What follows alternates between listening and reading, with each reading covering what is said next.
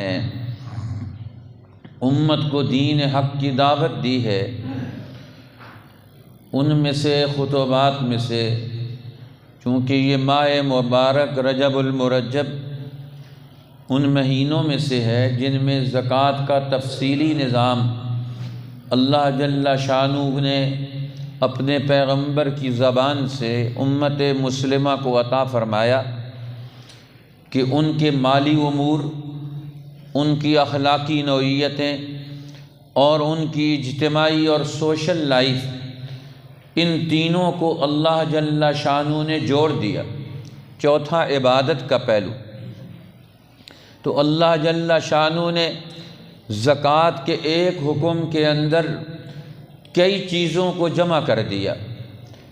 ایک طرف یہ اللہ کا حکم ہے، عبادت کا درجہ رکھتا ہے کہ زکوٰۃ نکالنا مالی عبادت ہے، اس لیے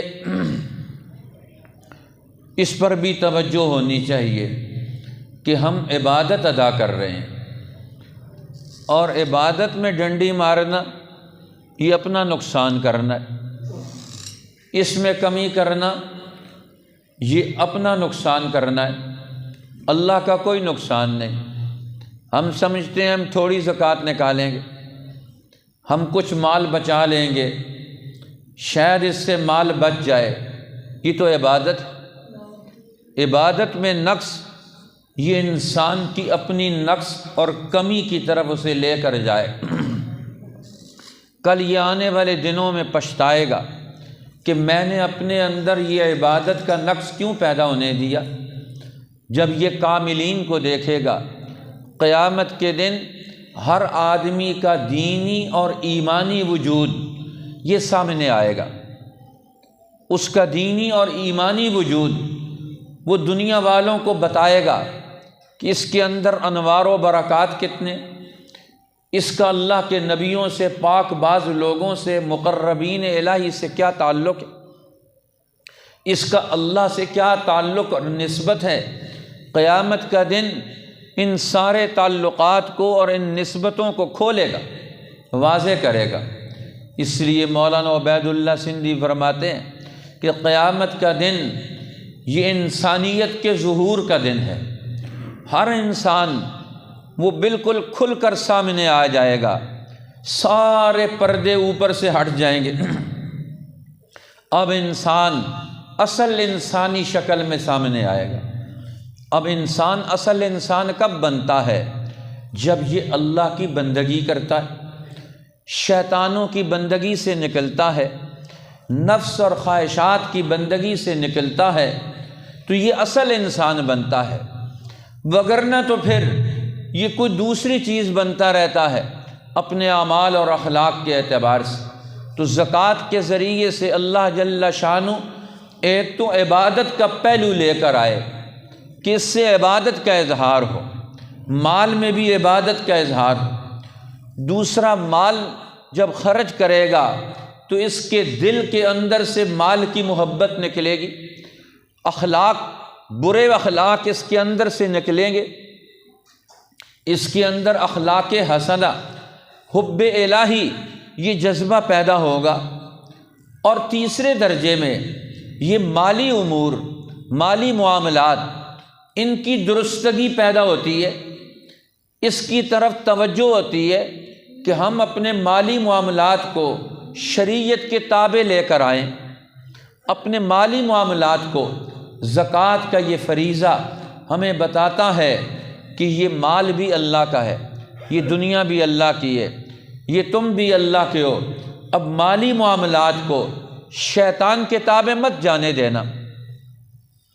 جہاں مالی معاملات شیطان کے تابع ہو گئے، اور شیطان کے تابع کب ہوتے ہیں؟ کہ جب نماز میں اور زکوٰۃ میں فرق کیا جائے، نماز اور ارادے جذبے کے تحت پڑھیں، زکوٰۃ اور ارادے اور جذبے کے تحت ادا کریں، ایک امر اور آرڈر کے تحت نہ آنے دیں، تو یہ خرابی پیدا ہو گئی مالی معاملات میں۔ نماز اور زکوٰۃ الگ ہو گئی، نماز اور اصول پر مانتے ہیں، اس کو مانتے ہیں، اور زکوٰۃ کے اصولوں میں اپنی مرضی یا شیطانوں کی مرضی باطل کی مرضی پر لے کر آئیں، یہ تو غلط۔ سیدنا ابو بکر صدیق رضی اللہ تعالیٰ عنہ نے خلافت کا منصب سنبھالا تو سب سے بڑے بڑے جو مسئلے آپ کو درپیش آئے ان میں سے ایک مسئلہ یہ بھی تھا مانعین زکوٰۃ کا۔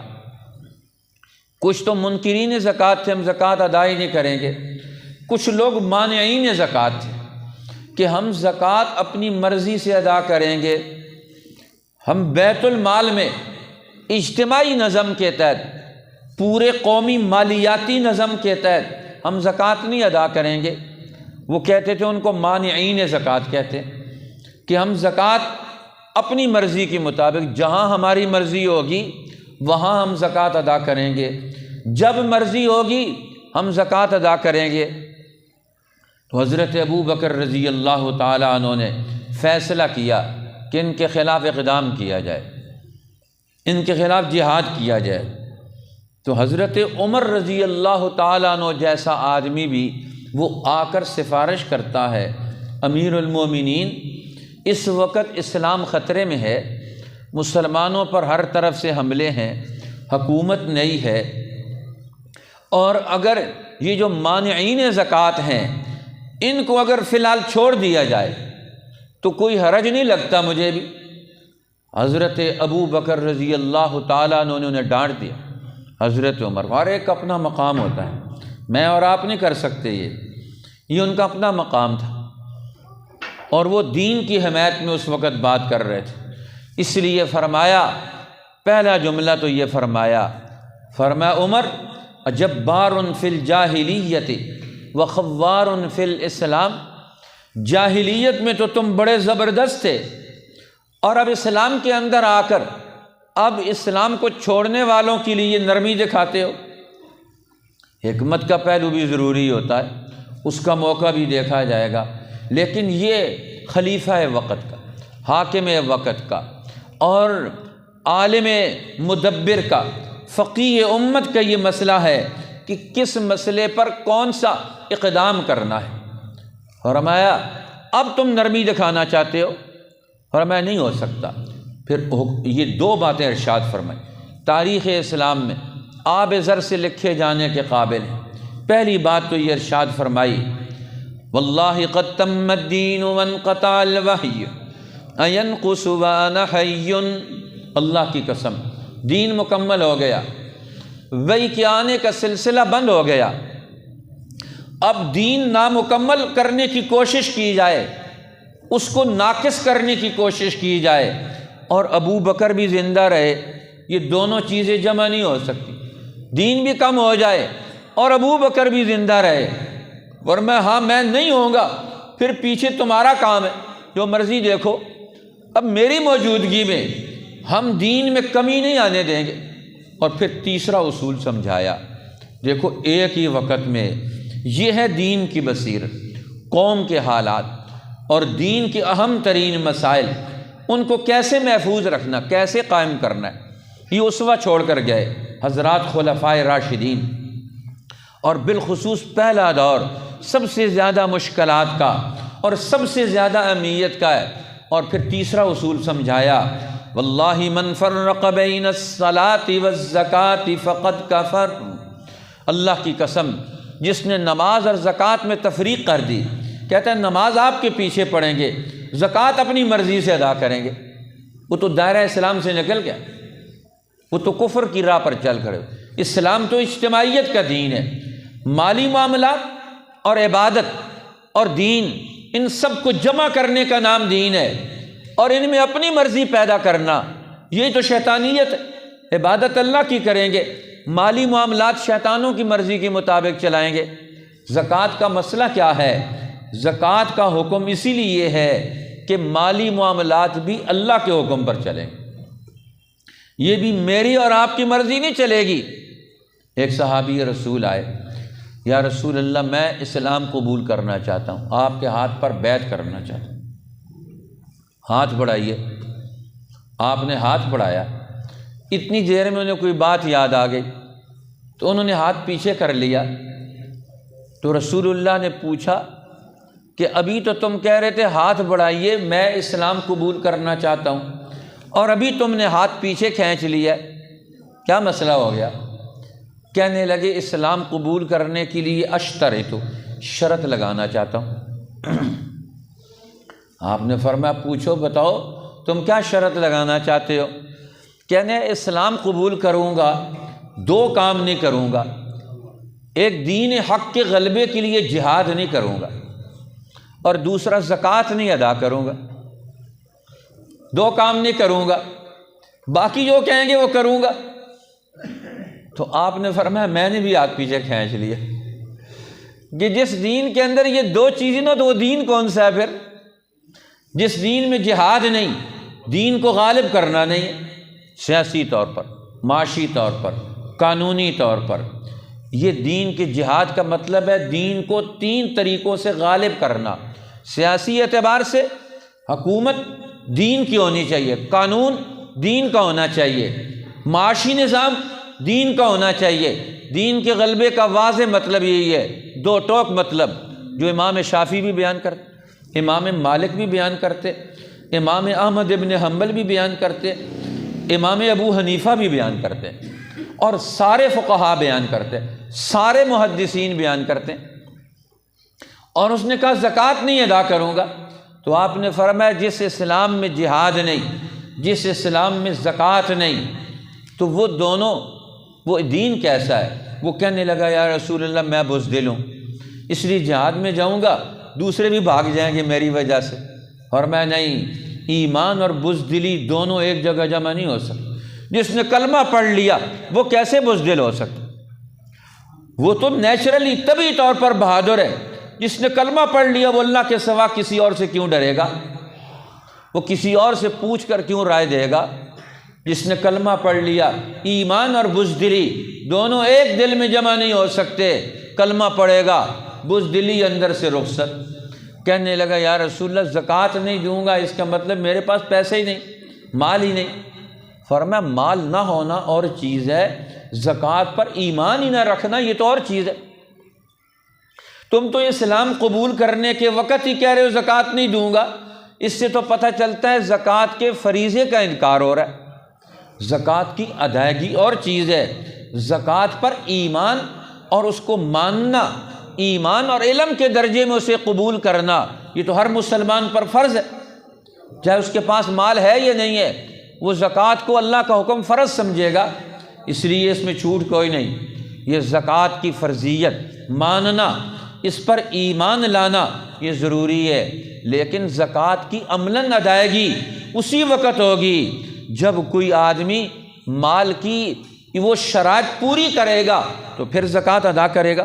حضرت ابو ہریرہ، حضرت ابو سعید الخدری رضی اللہ تعالی عنہما یہ دونوں بیان کرتے ہیں، خطبنا رسول اللہ صلی اللہ علیہ وسلم یوما، رسول اللہ نے ہمیں خطاب فرمایا ایک دن۔ اب دیکھو ہر خطاب میں دین کی اہم اہم باتوں کو رسول اللہ نے اجاگر کیا، اور کیسے اجاگر کیا؟ اہتمام کے ساتھ۔ اور اللہ کے پیغمبر ممبر پر کھڑے ہوئے تو یہ خطاب فرمایا، اور خطاب کیا ہے؟ والذی نفسی بیدہ، والذی نفسی بیدہ، والذی نفسی بیدہ۔ اب قسم اٹھا کر یہ 3 دفعہ جملے دہرائے، قسم ہے اس ذات کی جس کے قبضے میں مجھ محمد کی جان ہے، قسم ہے اس ذات پاک کی جس کے قبضے میں مجھ محمد کی جان ہے، والذی نفسی بیدہ، قسم ہے اس ذات پاک کی جس کے قبضے میں مجھ محمد کی جان ہے۔ صحابی کہتے ہیں ثم کب، پھر آپ نے یہ جملے بول کر اپنا سر نیچے کر دیا، اب سر نیچے کر کے کھڑے ہو گئے۔ فَأَكَبَّ كُلُّ رَجُلٍ يَبْكِي، ہر آدمی نے اپنے گریبان میں اپنا سر ڈال دیا، جھانک رہا ہے، اور سب کی آنکھوں میں آنسو جاری ہیں۔ مسجد نبوی میں بیٹھا ہوا ہر آدمی رو رہا ہے کہ اللہ کے پیغمبر قسمیں اٹھا کر 3 دفعہ سر نیچے کر دیا، کون سا مسئلہ بیان کرنے لگے ہیں، کیا بات سمجھانے لگے ہیں، کیا اللہ کا حکم سنانے لگے ہیں۔ ہر آدمی رو رہا ہے کہ پتہ نہیں کیا چیز اتری اللہ کے پیغمبر پر، کیا حکم آیا رب جلیل کا، جس اہتمام سے اللہ کے پیغمبر قسمیں اٹھا کر اپنی جان کی اور اللہ کی عظمت و جلال کی قسمیں اٹھا کر ہمیں متوجہ کر رہے ہیں۔ ہر آدمی متوجہ ہے دل کے کانوں سے۔ پھر اللہ کے پیغمبر نے وہ دل ہی دل میں کہہ رہے ہیں لا ندری علی ماذا حلف، ہم کوئی نہیں جانتے کیوں قسم اٹھا رہے ہیں، کیا مسئلہ سمجھانا چاہتے ہیں۔ ثم رفع راسہ، پھر اللہ کے پیغمبر نے سر اٹھایا، سر بلند کیا۔ فی وجہہ البشریٰ، آپ کا چہرہ انور چمک رہا تھا، خوشی سے لہلہا رہا ہے، چہرہ انور پر خوشی کے آثار ہیں۔ صحابی کہتے ہیں، حضرت ابو ہریرہ بھی، حضرت ابو سعید الخدری بھی، فکانت احب الینا من حمر النعم، رسول اللہ کے چہرے کی خوشی ہمیں ریوڑ بکریوں اور اونٹوں کے بھرے ہوئے مال کے مل جائیں، ہمیں اتنی خوشی اس لیے نہیں ہوتی تھی جتنی رسول اللہ کے چہرے انور کے بشاشت اور آپ کے چہرے پر آنے والی خوشی کا ہمیں جتنا محبوب اور مرغوب تھا اتنی کوئی چیز پسندیدہ نہیں ہوتی تھی۔ ہم اللہ کے پیغمبر کے چہرے کو کبھی غمگین اور غضبناک نہیں دیکھ سکتے۔ ہر ایک ہم میں سے چاہتا تھا کہ اللہ کے پیغمبر کا چہرہ ہنستا مسکراتا رہے۔ اضحک اللہ سنک یا رسول اللہ، رسول اللہ کی مجلس میں صحابہ جب گفتگو کرتے تھے تو جملے کہہ کر گفتگو کرتے تھے، اللہ آپ کے چہرے پر خوشی اور ہنسی قائم رکھے۔ اضحک اللہ سنک یا رسول اللہ، اللہ کے پیغمبر آپ کا چہرہ یوں ہی کھلکھلاتا رہے، مسکراتا رہے۔ یہ مسکراہٹیں ہمارے لیے رحمت کی امید بن کر آتی ہیں۔ ہم اللہ کے چہرے کو، پیغمبر کے چہرے کو کیوں غضبناک دیکھیں؟ اب اللہ کے پیغمبر کے چہرے پر صحابی کہتے ہیں ثم رفع راسہ وفی وجہہ البشریٰ، ہم نے جو چہرہ انور کو اٹھایا رسول اللہ نے، ہم نے دیکھا تو وہاں تو خوشی نظر آ رہی، خوشخبری نظر آ رہی، ہمیں حوصلہ مل گیا، ڈھارس مل گئی۔ اور پھر آپ نے فرمایا ما من عبد یصلی الصلوات الخمس، فرمایا جب بھی کوئی بندہ 5 نمازیں پڑھتا ہے، فرض نمازوں کا اہتمام کرتا ہے، ویصوم رمضان، اور رمضان کے روزے رکھتا ہے، رمضان کے فرض روزوں کا اہتمام کرتا ہے، ویخرج الزکوٰۃ، اور اپنے مال میں سے زکوٰۃ ادا کرتا ہے، نکالتا ہے، ویجتنب الکبائر السبع، اور 7 بڑے کبیرہ گناہوں سے بچتا ہے جن کا تذکرہ دوسری حدیث میں موجود ہے، اجتنب السبع الموبقات، 7 بڑے بڑے ہلاک کر دینے والے گناہوں سے بچو۔ فرمایا جو ان سے بچ جاتا ہے الا فتحت لہ ابواب الجنہ، جب یہ کام کر لے گا اس مسلمان کے لیے، اس بندہ مومن کے لیے جنت کے دروازے کھل جاتے، اللہ اپنی جنت کو کھول دیتا۔ آؤ میرے بندو، تم دنیا میں کردار ادا کر کے آئے ہو، نماز کے ذریعے رب کا تعلق، روزے کے ذریعے نفس کو اللہ کے حکم کے قابو کر لینا، زکوٰۃ کے ذریعے مال پر اللہ کا حکم نافذ کرنا، اور پھر گناہوں سے بچ کر شیطان کو کنٹرول کر لینا۔ شیطان گناہوں میں مبتلا کر آتا ہے، فرمایا جب یہ کر لو گے یہ کام، الا فتحت لہ ابواب الجنہ، اس کے لیے جنت کے دروازے کھل جاتے ہیں۔ فقیل لہ ادخل الجنۃ بسلام، اسے کہا جائے گا جنت میں سلامتی کے ساتھ داخل ہو جا۔ اس لیے فرمایا یہ وہ خصال ہیں، وہ اعمال ہیں جو جنت کے داخلے کا سبب بنتے ہیں، ان میں سے زکوٰۃ کی ادائیگی بھی ہے۔ تو جو آدمی زکوٰۃ کی ادائیگی میں سست ہوگا، غافل ہوگا، جنت کا دروازہ اس کے لیے بند، وہ کھڑا رہے گا، جنت کا دروازہ بند، یہ آٹومیٹکلی کھلتا ہے، نماز پڑھ کے جائیں کھل جائے گا، زکوٰۃ ادا کر کے جائیں کھل جائے گا، روزے رکھ کر جائیں کھل جائے گا، بڑے بڑے کبیرہ گناہوں سے بچ جائیں، جیسے وہاں پہنچے گا جنت کا دروازہ اس کے لیے کھل جائے گا، اور نہیں تو دروازہ آٹومیٹکلی بند، یہ وہاں پہنچے گا تو اس پر جنت کا کوئی اثر ہی نہیں، اس مومن کا اثر ہی نہیں پیدا ہوتا۔ مومن کا اثر ہوگا جنت کے دروازوں پر بھی، جب یہ نیک عمل کی طاقت اور قوت سے جائے گا، یہ عزم اور ارادے لے کر جائے گا، تو جنت کے دروازے تو اس کے لیے کھلے ہوئے ہوں گے۔ پھر دوسری حدیث میں فرمایا ایمان کا مزہ کس کو آتا ہے؟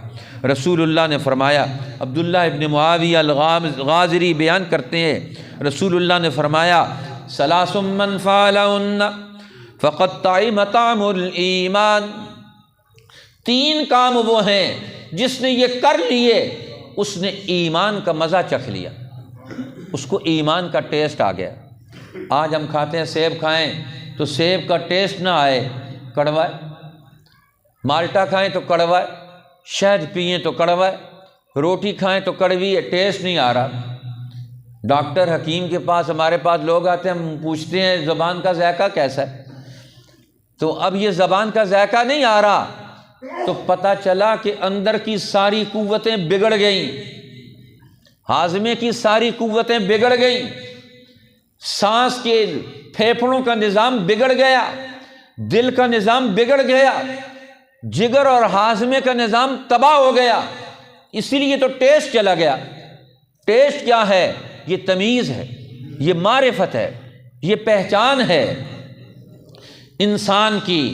اسی طرح دین بھی انسان کے اندر مزاج پیدا کرتا ہے، ٹیسٹ پیدا کرتا ہے۔ نماز کا کیا ٹیسٹ، ذکر کا کیا ٹیسٹ ہے، اس کا کیا مزہ ہے؟ آج مسلمان تلاوت کا مزہ بھی بھول گیا، مسجد میں آنے کا مزہ بھی بھول گیا، قرآن پڑھنے کا مزہ بھی بھول گیا، رسول اللہ پر درود پڑھنے کا مزہ بھی بھول گیا، یتیم کے سر پہ ہاتھ رکھنے کا مزہ بھی بھول گیا۔ کوئی ٹیسٹ ہی نہیں آتا کسی جو کام کرتا ہے ایک ہی دفعہ ٹیسٹ ہے، یا تو کڑوا ہے یا ٹیسٹ لیس ہے، زبان کا ٹیسٹ ہی کوئی نہیں۔ یہ زبان معیار ہے۔ فرمایا جب تمہارے اندر ایمان کا ٹیسٹ نہیں آ رہا تو تمہارا ایمان ڈاما ڈول ہو گیا۔ ایمان کا ڈاما ڈول ہونا بچانا چاہتے ہو، ایمان کا ٹیسٹ اور تمیز لانا چاہتے ہو، اس کی معرفت حاصل کرنا چاہتے ہو۔ فرمایا ثلاث من فعلہن فقد طعم طعم الایمان، 3 کام وہ ہیں جس نے کر لیے اس کا ایمان کا مزہ قائم ہو گیا، اس کے اندر ایمان کا مزہ آ گیا، اب اس کو ہر چیز کا ٹیسٹ آئے گا، اسے نماز کا بھی، روزے کا بھی، زکوٰۃ کا بھی۔ فرمایا کون سے 3 کام ہیں؟ من عبد اللہ وحدہ، جو صرف ایک اللہ کی عبادت کر کے گیا، انہ لا الہ الا اللہ، اس لیے کہ اللہ کے سوا دنیا میں کوئی الہ نہیں، کوئی معبود نہیں، کوئی حاکم نہیں، کوئی قادر نہیں، کوئی طاقتور نہیں، کوئی مختار نہیں، ساری قوتیں، ساری مرکزیت صرف ایک اللہ کی ہے۔ اور فرمایا آتا زکات مالہ طیبۃ بہا نفسہ، اور دوسرا کام اس نے کیا کہ وہ اپنے مال کی زکوٰۃ دل کی خوشی سے ادا کرتا ہے، دل کی خوشی سے ادا کرتا ہے، طیبۃ بہا نفسہ، دل کی پاکیزگی کے ساتھ مال ادا کرتا ہے، کوئی شک شبہ نہیں آتا مال کی زکوٰۃ کی ادائیگی میں، خوشی خوشی مال دیتا ہے۔ اس طرح مال آتا ہے خوش ہوتا ہے، اسی طرح مال بھی زکوٰۃ دے رہا ہے تو خوش ہو رہا ہے۔ فرمایا دل کی خوشی سے مال دیتا ہے، اور دل کی خوشی سے مال دینے کا مطلب کیا ہے؟ رافدۃ علیہ، کہ سال آنے سے پہلے معین کر لیتا ہے یہ مال ہے زکوٰۃ کا اور اسے میں نے ادا کرنا ہے، پورے طریقے سے تیار ہو گیا۔ کل عام، ہر سال زکوٰۃ کو معین کر کے اس کے خیال کے ساتھ یہ سال کی تکمیل کرتا ہے، ادھر سال مکمل ہوا، ادھر اس کے زکوٰۃ کا پورا مسئلہ حل ہو چکا۔ اور فرمایا رسول اللہ صلی اللہ علیہ وسلم نے وَلَا يُؤْتِ الْحَرِمَةَ، اور جو جانوروں کی زکوٰۃ ادا کرتے ہیں دل کی خوشی سے صحیح مال زکوٰۃ ادا کریں، بوڑھے بوڑھے جانور جو کسی قابل نہ ہو وہ زکوٰۃ میں نہیں دیتے۔ وَلَا الدَّرِنَةَ، اور نہ وہ جانور جن کو بیماریاں لگی ہوئی، خارش کی بیماری، دیگر بیماریاں جو ان کی قیمت کو کم کر دیتی ہیں، وہ جانور زکوٰۃ کے لیے نہیں دیتا اللہ کے نام پر۔ اب ہم کہتے ہیں اللہ کے مال پر سارا گھٹیا مال دے دو، جی جتنا گھٹیا مال ہوتا ہے، خراب مال ہوتا ہے، چلو یہ صدقے میں دے دو، اس کو صدقہ کرتے ہیں۔ بھئی اللہ میاں تمہارے ہمارے مال کا محتاج، ہم جھوٹا مال خیرات کے لیے دیتے، دھوکے والا مال خیرات کے لیے دیتے، گھٹیا مال، عیب والا مال خیرات کے لیے دیتے۔ آج بچہ بھی عیب والا مال نہیں لیتا، اللہ تعالیٰ کو عیب والا مال دینا چاہتا۔ اس سے بڑا انسان کا گرنا کیا ہے؟ رب العالمین کو چیز پیش کر رہا ہے، اور کون سی چیز پیش کر رہا ہے؟ وہ ظالم اس پر غور ہی نہیں کرتا میں کس کے سامنے چیز پیش کر رہا ہوں، وہ اللہ کے سامنے عیب والا صدقے والا مال۔ فرمایا جو مال زکوٰۃ ادا کرتا ہے لیکن اس میں سے دل کی خوشی سے زکوٰۃ ادا کرتا ہے، ولا یؤتی الحرمۃ، اور بوڑھا جانور نہیں دیتا، ولا الدرینۃ، اور عیب والا بیماری والا خارشی جانور بھی نہیں دیتا، ولا المریضۃ، اور نہ کوئی اور مریض جانور دیتا ہے، ولا الشریۃ، اور نہ عمر سے چھوٹا جانور اس کو وہ دے دیتا ہے۔